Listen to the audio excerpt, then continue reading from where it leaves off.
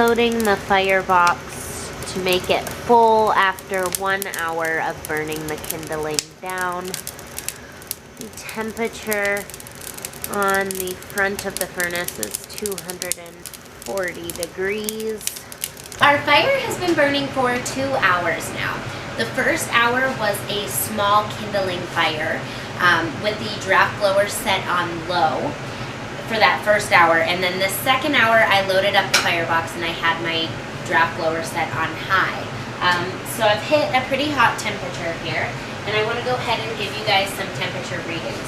So right on the front of the firebox door, we're at 310 degrees. The side panel closest to the door is 630. Sides of the furnace are at 115. Front of the furnace is at 158.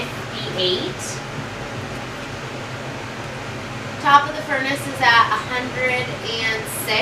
Hot air plenum on the left hand side is at 110. The right hand side is at 119. So, just after 2 hours, I can feel that this unit is throwing quite a bit of heat. So far, I'm very impressed with the Fire Chief furnace.